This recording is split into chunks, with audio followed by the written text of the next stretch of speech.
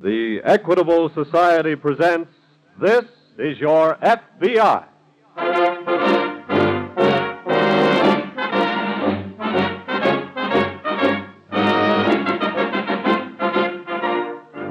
This is Your FBI, an official broadcast from the files of the Federal Bureau of Investigation, presented as a public service by the Equitable Life Assurance Society of the United States and the Equitable Society's representative in your community.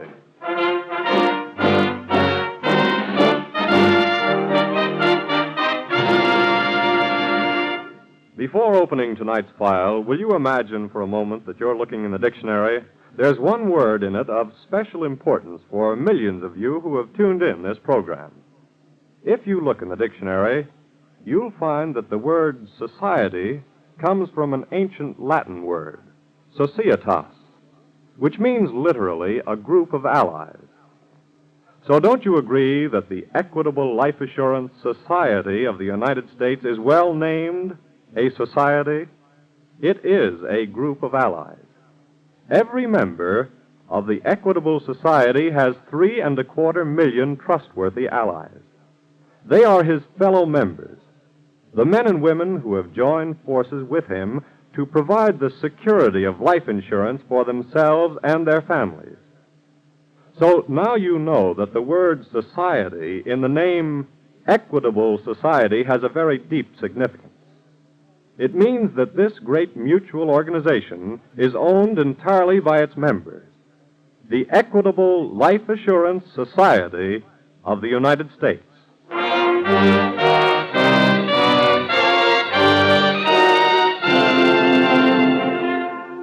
Tonight's file, The Innocent Killer.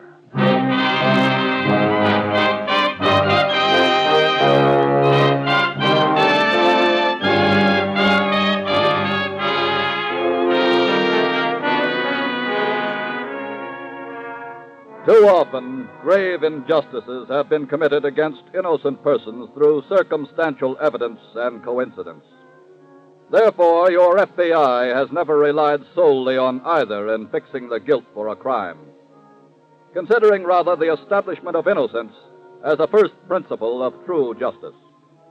Your FBI, as tonight's case from its Alaskan files demonstrates, takes nothing for granted, suspects all evidence until proven valid, and never jumps at conclusions.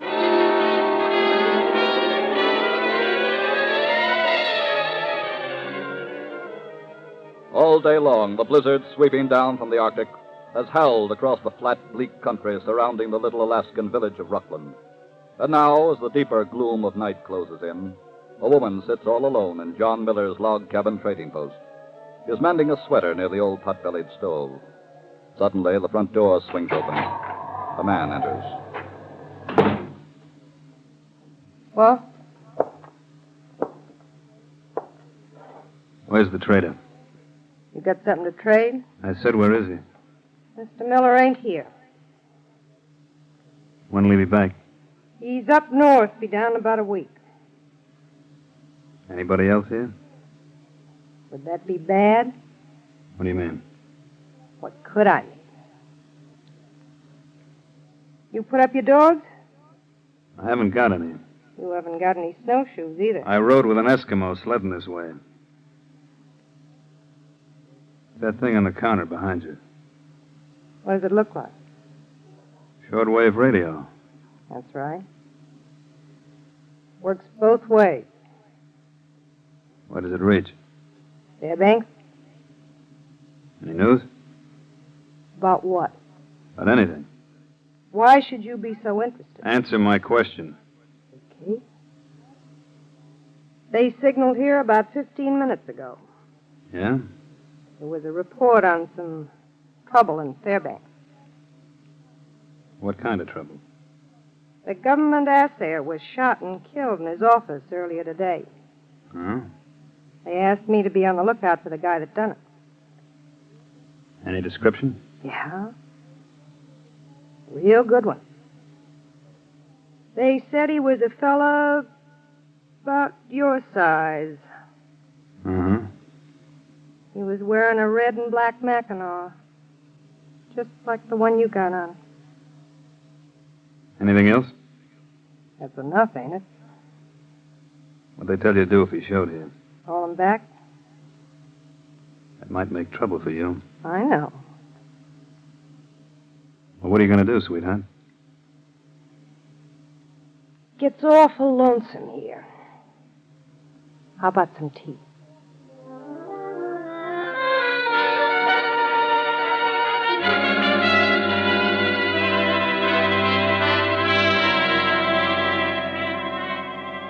Immediately after the body of the government assayer was found on the floor of his office, United States Marshal Henderson had contacted the FBI office in Juneau. Special Agent Rankin caught the next plane for Fairbanks, where he is now going over the scene of the crime. The assayer must have put up a fight. Looks like signs of a struggle, Marshal. Sure does, Mr. Rankin. Do you have any opinions? Could have been somebody had a grudge. Somebody who thought the government was trying to cheat him on weight or quality? Yeah, How about robbery? could have been. Only nothing seems to be missing. Safe wasn't even touched. How did you fix the time of the killing? I was here myself at 11, then just a little before 12:30, Charlie the barber stopped in to say hello and found the body instead. Charlie was the one who reported it. Where does the man with the red and black Mackinaw fit in? Charlie again. His shop's just across the street there. He saw the man come in here around 12 or so. Did he recognize him? No, he was too far away. According to the books, Uncle Andy was the only one in today. Brought a little panning in. Who's he? Old booze fighter. Does a little panning and trapping down around Ruckland, a few miles south of here. Did he ever make any trouble? Oh, he's rowed with the assayer some. Even threatened to blow his head off a time or two, but just liquor talk. Or maybe. And maybe not. There's been a man killed, and we're not overlooking any angle, Marshal. Let's run them all down.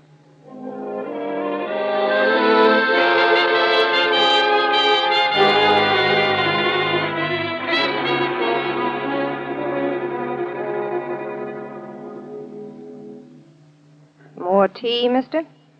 The name is Kurt. Some more tea, Kurt? No, thanks. Nan. Nan, huh? Uh-huh. Tell me something, will you? What? What's with you in a setup like this? What do you mean? How'd you wind up here? I married the guy. You like it? What do you think? And why do you hang around? Because I've had no way of getting out. Huh. Now, suppose you tell me something. Okay. You are the guy the marshal's looking for. That's right. How'd it happen? You kill him? Mm-hmm. Well, I was kind of in the same spot you are, baby. So I made a stab at some getaway dough. Which the assayer didn't want to give you. Mm-hmm. Did you get the money? No. After the killing, I had to get out of there fast. Oh. Why do you want to know all this? If you'd gotten the money, it would have made it easier. Made what easier? You're getting me out of here? Huh? That's what you're going to do, you know. Are you kidding? You're getting me out of here and back to the States. Oh, look, baby, I got enough worries taking care of myself. Ain't you forgetting the marshal? I told him I'd keep a lookout for a man Listen, with a... you ain't blowing no whistle on me. Then get me out. How? That's your problem. Get in the back room, quick. Okay, but if he's wearing a badge, get rid of him or don't stand between us. Okay. Just a minute. Howdy, Miss Nan. Oh, hello, Uncle Andy. Gotta have a snort of antifreeze. I'm fresh out. Wouldn't say you've been doing so bad. No, but the whiskey run out on me between Fairbanks and here. You were in Fairbanks today? Yeah. And I had another row with that thick-headed assayer. Someday I'm gonna blow his head plumb off his shoulders. Uncle Andy. I mean it, Miss Nan. Doggone it. Haven't you heard? What? He was shot and killed today. It's about time. Huh? What'd you say? I said the assayer was shot and killed today. You mean that? When did it happen? I got it over the radio. The marshal said about noon. About noon? What? I was in round with him about that time. It must have happened right after. How come you didn't hear about it? Well, I hit the trail right after I was in his office. I wanted to take a look at some traps up the way before coming on here. What do you know? Here. Have a drink. That'll kick your pump over a little faster. Yeah. Thank you, Miss Nan. Thank you. Who done it? They don't seem to know. Well, guess that'll get me over to my cabin. Take the bottle with you. Well, thank you, Miss Nan. Thank you. Just a minute, pal. Hey. No need of you rushing off, mister. Who's this, Miss Nan? Oh, he's a friend of mine. Kurt, this is Uncle Andy. Hiya. Hi, son. What'd you want with me? Just your company. Well, no. Well, that's real nice of you. Pull up a chair. Don't mind if I do. Man, you got another bottle of that stuff? I'd like to buy Uncle a little drink. Well, now, Nan, this is a man after my own heart. I'll get some cups, honey. Let's be stylish. What is all this? You told me I had a problem to solve, sweetheart. Maybe now I got the solution.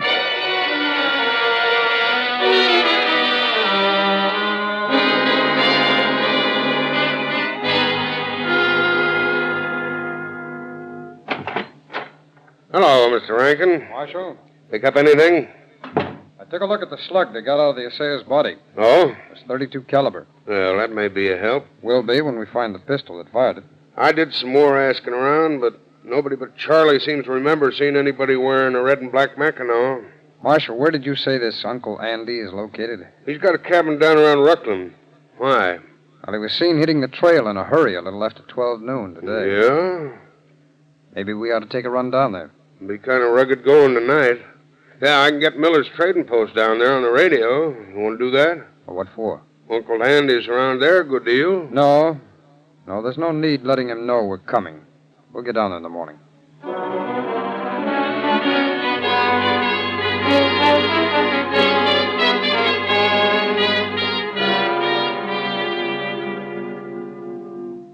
Say, you know, I'm beginning to like this young fellow an awful lot, Miss Nan. You're okay yourself, huh? Give us another bottle, Nan. Yes, another bottle, honey. And you know something? You ought to make him stay around this country. You and him might hit it off, you know that? Maybe I'm not his type. Sure, you're his type. Sure, she's any man's type, huh? Ain't she, son? That's what they tell me. Rat. What do you say, son, eh? Like to settle down here and kind of be a neighbor? Huh? No, I don't think so. Can't make any money here. What? Money? Why, you can make lots of money around here. That's so? How? Sure, prospector, trapping like me. You make money? Well, you just ask John Miller, when he comes back, if old Andy ain't doing all right. Yeah? Sure. He's keeping a lot for me over in that there safe right now. You hear that, Nan? Huh? Unc's got a couple of bucks put away. Yeah. Couple of bucks.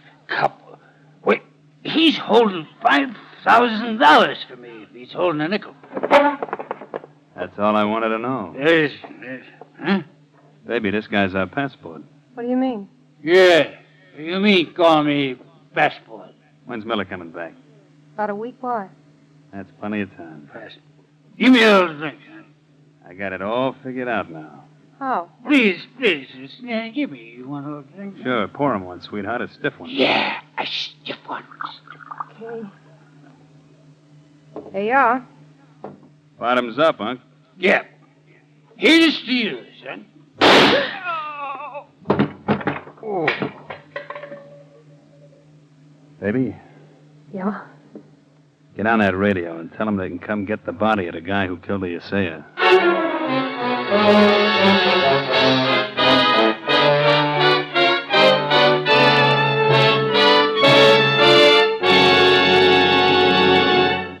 The frozen North, crime, the FBI, these are the ingredients of a thrilling story. But there's another kind of story that can be thrilling to Americans, the sort of kindly human story such as happened this week at the Equitable Society. This week at the Equitable Society, I read a very sincere letter of thanks received by the Equitable agent in Olympia, Washington. It was from a widow who had just received a totally unexpected check from the Equitable Society. I did not realize, she wrote, that I had anything coming on this old policy which my husband dropped many years ago. As I'm now well along in years, this money is surely a godsend to me, as it will give me something each month to live on. I didn't realize that a company such as yours would make all this effort to locate me. And I cannot thank you too much, and would you please give my heartfelt thanks to the officers of the Equitable Life Assurance Society of the United States, who are so kind and of so much help to me. Now, I'd like to point out that the Equitable agent in Olympia, Washington, didn't receive 1 cent of pay for the time and trouble he devoted to this widow's case. He did it gladly and willingly, because he is the kind of man who enjoys doing good turns for other people. And in that respect, he's typical of all the agents and representatives of the Equitable Life Assurance Society of the United States. The Equitable representative in your community is more than just professionally trained on security. He's a man who went into life insurance because he saw in it unlimited opportunities to benefit his fellow men. He's the sort of man who takes deep satisfaction in the thought that this week and every week for 86 years, the Equitable Society has been building security for you, your home, and your country. And now back to the file on the innocent killer.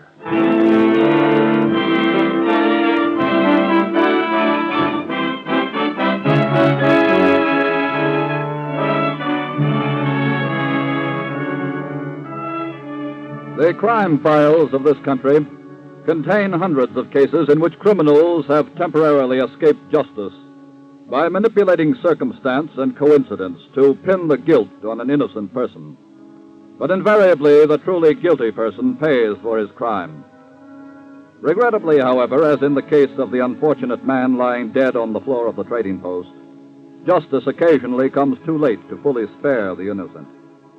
It is now some 4 hours later, and Special Agent Rankin and Marshal Henderson have arrived at the trading post. That's Uncle Andy, all right, Mr. Rankin. Well, tell us what happened, Mrs. Miller. Well, I'm still so upset. It's hard to remember everything, but he was awful drunk when he came in. He said he'd been to Fairbanks. Yeah? I asked him if he'd heard the news about the killing. That was after I talked to you on the radio. Yes. And I believe the marshal told you to be on the lookout for a man with a red and black Mackinaw. Yes, he did. Well, didn't you suspect something right away when this man walked in wearing a Mackinaw like this? Well, of course, I noticed it, but I just couldn't believe that Uncle Andy would... What did he say when you asked him if he knew about the killing? He just looked at me, kind of funny. I told him the marshal had warned me to be on the lookout for a man wearing a red and black Mackinaw. Yes. Then he pulled out a pistol and said, what was I going to do about it? I see. Go on. Well, he was so drunk, I thought maybe I could handle him, and I started fighting with him for the gun. And before I knew it, it went off, and he was lying there on the floor. At any time during the struggle, did you get possession of the pistol? No, I tried to jerk it out of his hand, but he was too strong for me. What's this bottle here? Oh, that. He asked for a drink when he first came in. I gave him the bottle. Well, Marshal, I guess we'd better get the body into the sled and head back to Fairbanks. All right, Rankin. Is there anything else you want me to do? Well, we'll let you know, Mrs. Miller, if there is. Marshal, will you give me a hand, please? Sure. All right. I'll open the door for you. Thanks. All right. Good night, Miss Nan. Good night. Good luck on the trail back.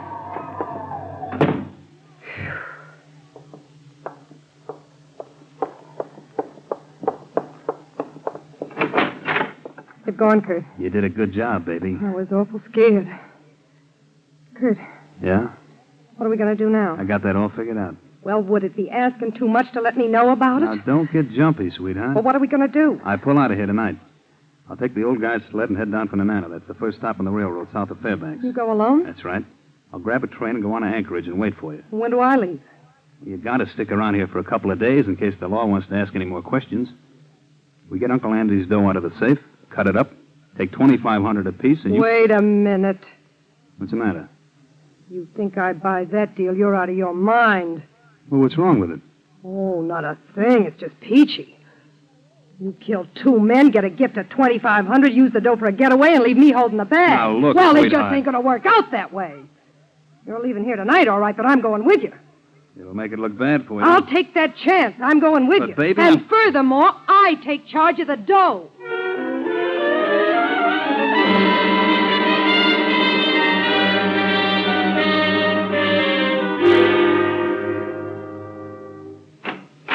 Can I come in, Mr. Rankin? Oh, yes. Come in, Marshal.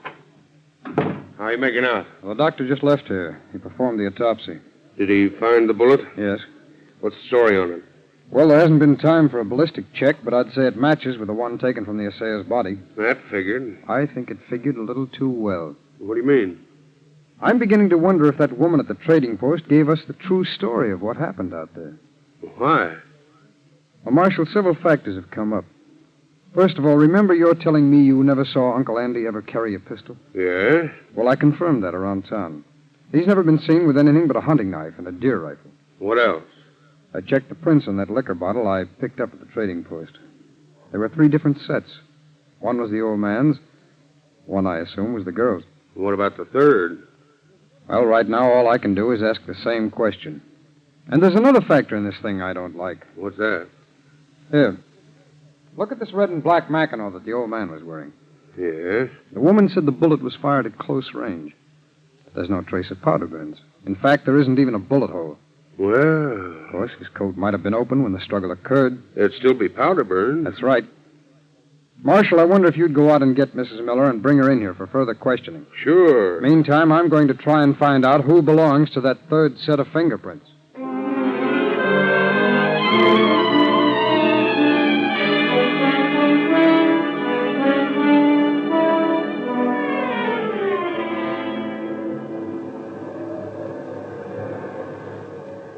Did you get the ticket? Yep. When's the train due in? Any minute now, I guess. What do we do with this dog team? Just leave it here. Oh, no, that ain't very smart. Somebody will find it. So what?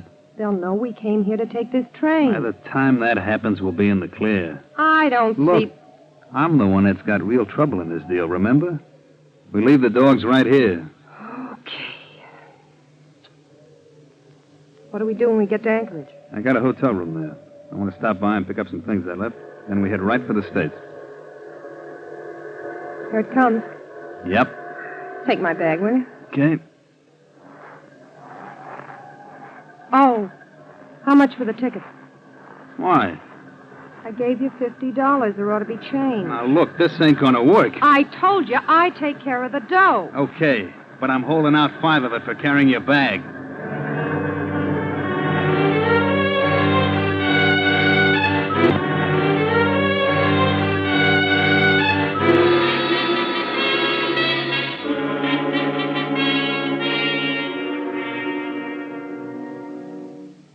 Mr. Rankin, Oh, how did you make out, Marshal? not so good. What happened? I went out to the trading post. The woman wasn't there. From the looks of things, she's gone for good. What do you mean? Well, I looked around the place. All her clothes were missing. The safe was open and empty. Let's see. Well, that more or less ties in with the information I picked up around town. What's that? I talked with some friends of Uncle Andy's. They saw him the morning of the killing. He wasn't wearing this red and black Mackinaw. No? No, and I also learned that Uncle Andy let John Miller at the trading post keep money for him in that safe out there. Oh, then she skipped out with Andy's dough. Looks that way. You think she killed him, too? No. No, I have another theory on that killing. What? I believe that the murderer was the real owner of this red and black coat. Oh, then that would be the owner of the third set of fingerprints. That's right. But who is he? His name is Kurt Williams. Well, how'd you find that out? I'll explain that later. You think he's run off with Mrs. Miller? Yes. Well, we'd better get an alarm out on him right away. Yes, send out an alarm. But I have an idea we may be able to pick them up ourselves. How? Well, let's get the airport on the phone. We're taking a little trip.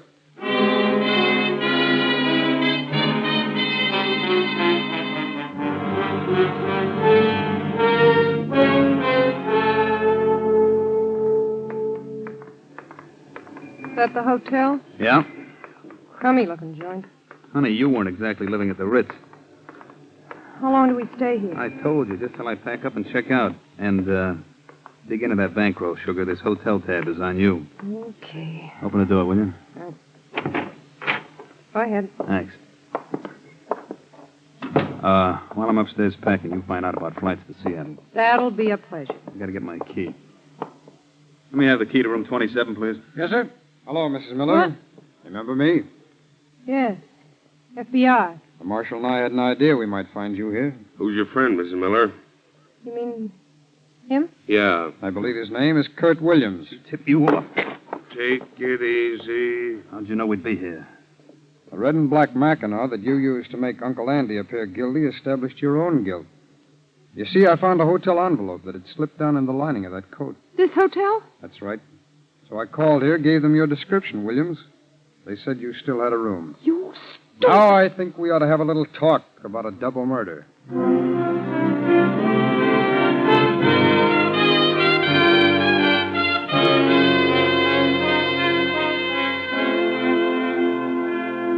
Kurt Williams was tried and convicted in a federal court on the charge of first-degree murder. His female accomplice was sentenced to a long term in the penitentiary. Yes, occasionally, justice comes too late to fully spare an innocent person of a malicious conspiracy to fix a crime on him through criminal manipulation of circumstance and coincidence. But the truly guilty will not escape justice. As for your FBI, we repeat, it never takes anything for granted, suspects all evidence until proven valid, and never jumps at conclusions.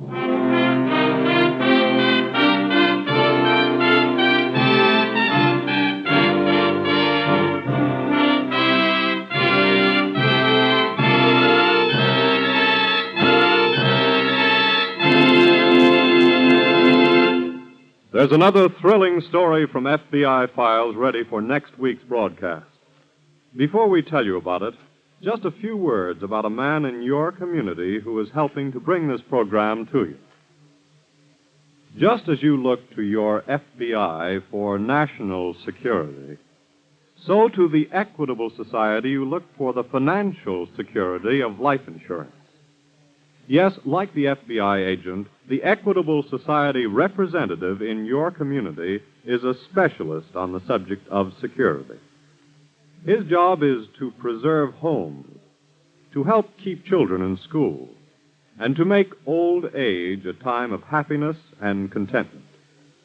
It's a good job, and one that has won for him the respect and confidence of his fellow citizens, who recognize his contribution in bringing security to you, your home, and your country.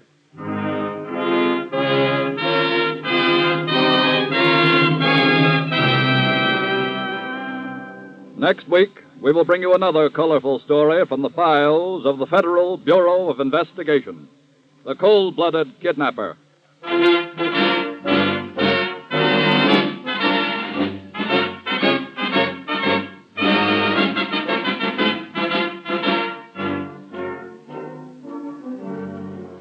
The incidents used in tonight's Equitable Society's broadcast are taken from the files of the Federal Bureau of Investigation. However, all names used are fictitious, and any similarity thereof to the names of persons living or dead is accidental. Tonight, the music was under the direction of Frederick Steiner, the author was Frank Ferries, and your narrator was Dean Carleton. This is Your FBI is a Jerry Devine production. And now this is Carl Frank speaking for the Equitable Life Assurance Society of the United States and the Equitable Society's representative in your community, and inviting you to tune in again next week for This is Your FBI.